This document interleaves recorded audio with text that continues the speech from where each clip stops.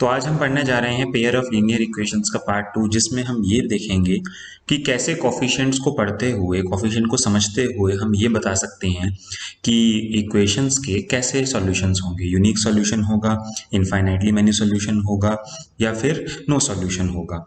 इसको समझने के लिए पहले हम सबसे पहले एक जनरल फॉर्म समझेंगे किसी भी लीनियर इक्वेशन की। कोई भी लीनियर इक्वेशन में तीन टाइप के टर्म्स होते हैं। एक होता है एक्स वेरिएबल का टर्म, एक होता है वाई वेरिएबल का टर्म, और एक होता है इसमें साथ में कांस्टेंट टर्म। अब ये जो कि इक्वेशन है तो साथ में इक्वल टू का साइन भी होना चाहिए और किसी के इक्वल डेफिनेटली होनी चाहिए ये।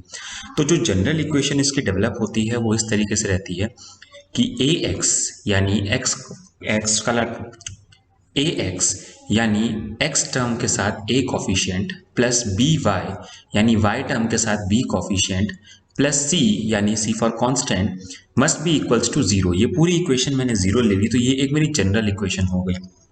इसी तरीके से अगर मैं पेयर ऑफ लीनियर इक्वेशंस की बात कर रहा हूं तो उसमें दो इक्वेशंस आएंगी।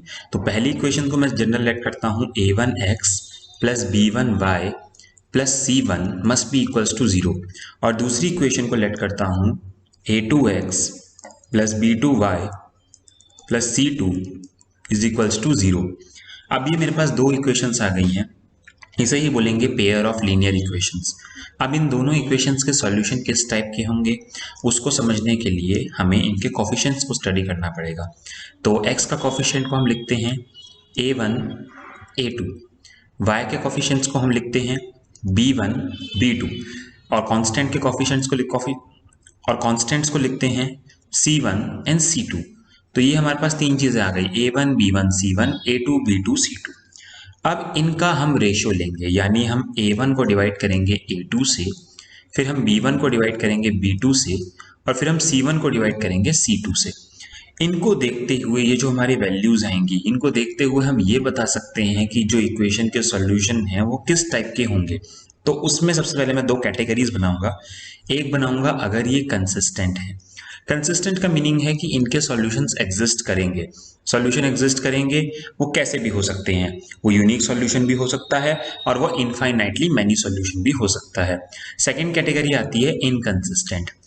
इनकंसिस्टेंट अब इनकंसिस्टेंट में क्या होता है, इनकंसिस्टेंट में कोई सॉल्यूशन एग्जिस्ट नहीं करता। अगर मैं आपको कल वाली बात याद दिलाऊं जो हमने पिछली वीडियो डाली थी उसकी बात याद दिलाऊं, तो उसमें क्या था, कंसिस्टेंट में आइदर इंटरसेक्टिंग लाइंस होती थी या फिर कोइंसिडेंट लाइंस होती थी।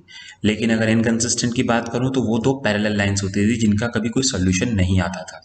तो कंसिस्टेंट में हमारे जो दो केस हैं, यानी इंटरसेक्टिंग लाइंस वाला है और एक कोइंसिडेंट लाइंस वाला है। इंटरसेक्टिंग लाइंस वाले को हम जनरली कहेंगे यूनिक सॉल्यूशन, जो हमने पिछली वीडियो में पढ़ा था, यूनिक सॉल्यूशन।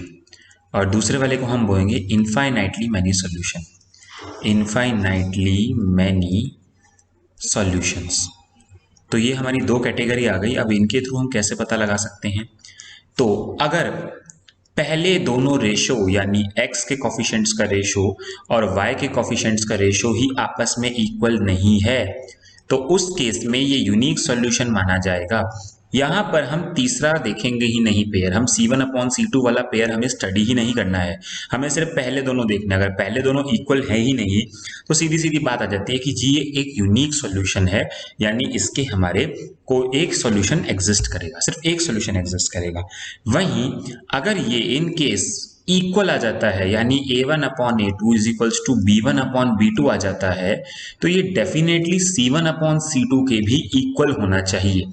मतलब अगर मैं कंसिस्टेंसी को स्टडी करूं तो वो ये कहना चाहती है कि अगर आपने सॉल्यूशंस को मतलब लाना है, सॉल्यूशंस किसी भी टाइप कर हैं, तो उसके लिए या तो a1 अपॉन a2 और b1 अपॉन b2 ही इक्वल ना हो, पहले वाले ही इक्वल ना हो। और अगर सॉल्यूशंस हैं, इनफाइनाइटली मेनी सॉल्यूशंस हैं, तो उसके लिए तीनों के तीनों इक्वल होने चाहिए। वहीं अगर मैं बात करता हूं दूसरी की इनकंसिस्टेंट के लिए मुझे कैसे पता चलेगा, तो इनकंसिस्टेंट का पैरेलल लाइंस का केस बनता है कि a1 अपॉन a2 तो b1 अपॉन b2 के इक्वल हो गए, बट वो C1 अपॉन C2 के इक्वल नहीं हो पाए। यानी पहले दोनों इक्वल हो गए लेकिन वो तीसरे के इक्वल नहीं हो पाए।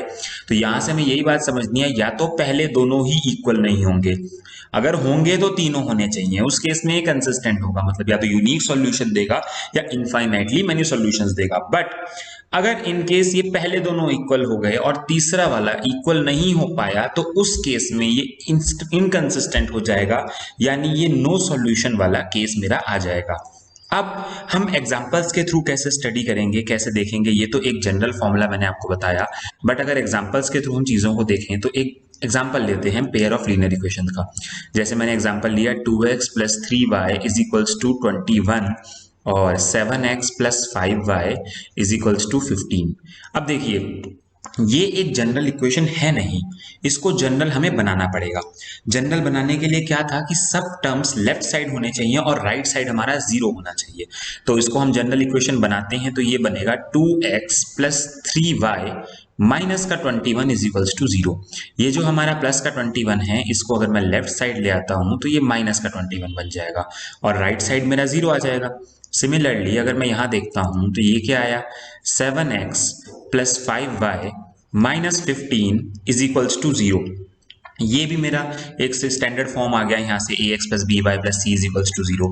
अब अगर मैं पहली वाली इक्वेशन को कंपेयर करूं a1x plus b1y plus c is equals to 0, c1 is equals to 0, और दूसरी वाली इक्वेशन को कंपेयर करूं a2x plus b2y plus c2 is equals to 0 से, तो यहां से मुझे a1 कितना मिलता है, a1 आता है 2 कंपेयर करने पे, ये रहा a1 मेरा। b1 कितना आता है 3, b1 आया मेरा 3। c1 कितना आ गया, साइन के साथ आप ये लेंगे क्योंकि जनरल इक्वेशन में सब कुछ पॉजिटिव था, तो c1 मेरा आ गया माइनस का 21। सिमिलरली a2 कितना आया मेरा, a2 आया मेरा 7। ऐसे ही b2 कितना आया, b2 आया मेरा 5, और ऐसे ही मेरा c2 कितना आया यहाँ से माइनस का 15। तो ये मेरा a1 b1 c1 भी आया और a2 b2 c2 भी आया।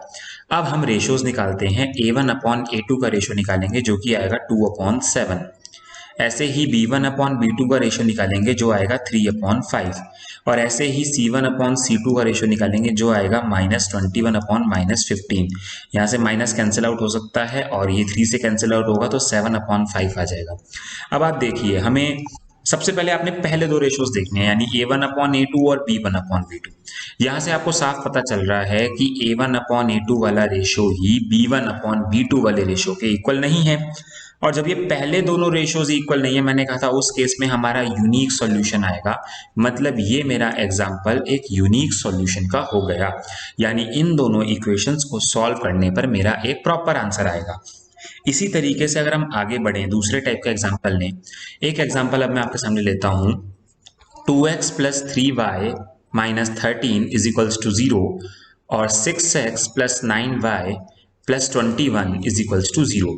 अब हम डायरेक्ट कंपेयर करना शुरू करेंगे, ये मेरा a1 है, ये मेरा b1 है और ये मेरा c1 है। सिमिलरली ये मेरा a2 है, ये b2 है और ये c2 है। तो अगर मैं a1 अपॉन a2 का रेशो लेता हूं जो कि 2/6 में आएगा, तो कंपेयर करके आएगा 1/3। इसी तरीके से b1 अपॉन b2 का रेशो लेता हूं जो कि 3/9 आएगा, तो यहाँ से कैंसिल आउट करने पे आएगा 1/3। इसी तरीके से c1 अपॉन c2 का रेशो लेता हूं जो -13, माइनस का साइन हमें कंसिडर करना पड़ेगा, माइनस अगर किसी के साथ भी आएगा तो माइनस हमें कंसिडरेशन में लेना पड़ेगा, -13/21 आ गया। तो यहाँ से मुझे एक इन्फरेंस मिल रहा है कि पहले दोनों तो इक्वल है लेकिन तीसरे वाले के इक्वल नहीं आ पा रहे हैं, यानी a1 अपॉन a2 तो b1 अपॉन b2 के इक्वल है, बट वो c1 अपॉन c2 के इक्वल नहीं है। तो इस केस में क्या पता चलता है कि ये पहले दोनों इक्वल हैं, तीसरा इक्वल नहीं है, मतलब ये मेरा नो सॉल्यूशन की कैटेगरी आ गई। नो सॉल्यूशन को दूसरे टर्म्स में क्या बोल सकते हैं कि ये एक इनकंसिस्टेंट सॉल्यूशन है, इनकंसिस्टेंट। ठीक है, तो इसी तरीके से अब हम लास्ट एक एग्जांपल लेके चलते हैं अपना, जो इक्वेशन लेंगे हम x plus 2y minus 3 is equals to 0 और 3x plus 6y minus 9 is equals to 0। यहाँ से भी अब हम डायरेक्ट कंपेयर करेंगे। यहाँ से देखिए x के साथ जब कुछ नहीं ऐसे लगा होगा तो कोफिशिएंट को 1 माना जाता है, तो ये मेरा a1 आया, ये मेरा b1 आया और ऐसे ही मेरा c1 आया, ऐसे ही मेरा a2 आया, ये b2 आया और ये c2 आया। ठीक है, A1 B1 C1 और A2 B2 C2। अब हम A1/A2 का रेशो लेते हैं जो कि आएगा 1/3। ऐसे ही हम B1/B2 का रेशो लेते हैं जो कि 2/6 को सॉल्व करके आएगा 1/3।